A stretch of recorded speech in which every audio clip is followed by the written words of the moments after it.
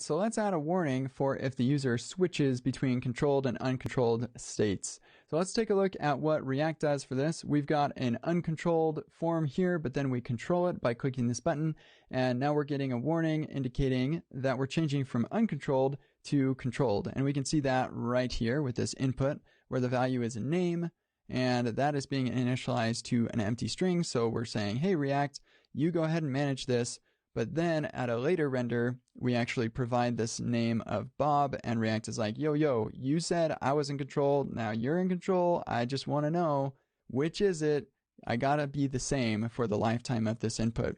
And then we have the opposite problem with this value of animal being initialized to tiger, but then when we click this button, we set it to undefined, and boom, we've got another warning saying, yo, you said that you were going to control this, but now you're not, so I don't know what's going on. You got to tell me whether I'm going to be controlling this or not. We just have to set our expectations. So that's what we're going to do here so we can avoid some interesting and funny bugs. So let's come down and make this issue crop up for us. So I'm going to initialize this to undefined, and then when I click on it, it's going to set it to a value. So I click and we set it to a value, and we're not getting any warning, and our goal is to make that trigger a warning.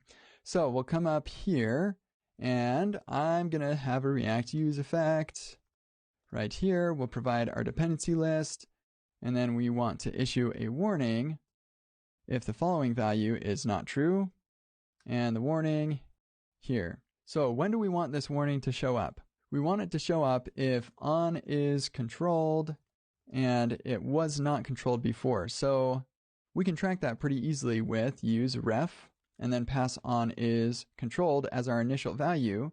And then if that value ever changes, then we'll know that we changed from controlled to uncontrolled or vice versa. So we can get our current property from that. On was controlled. And so if on is controlled and on was not controlled before, then we know we've got a problem.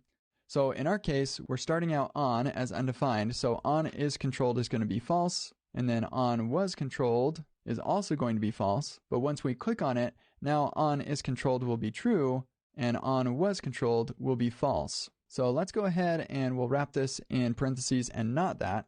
And we can say changing from uncontrolled to controlled. And let's make sure that's working. Oh, and we will definitely want to keep these dependency lists up to date. So we'll save that. There we go. And now if I click here, boom, we're getting our warning. Sweet. So I'm going to go ahead and copy paste a much more useful warning right here, just so you don't have to watch me type that whole thing. There we go. We click and boom, we're getting that warning, which is a lot more helpful. And you'll also notice we even get the component stack trace, which is really nice. All right, sweet. So we need to basically do the same thing just in reverse for the reverse case. So here, actually, let's comment that out first. We'll turn this reverse case here. So we'll initialize to false. And then when we click on it, we'll set it to undefined.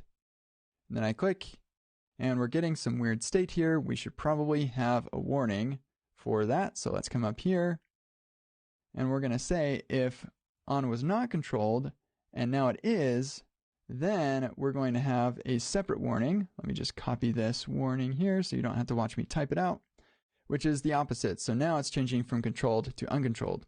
So we save that, we click on this, and boom, we're getting that warning here, giving our users a lot more insight into why the UI isn't behaving in the way that they want it to. So then we can come down here, we can fix this to state.on, follow the suggestion, and click, click, click, click, ta-da, and everything is working great now.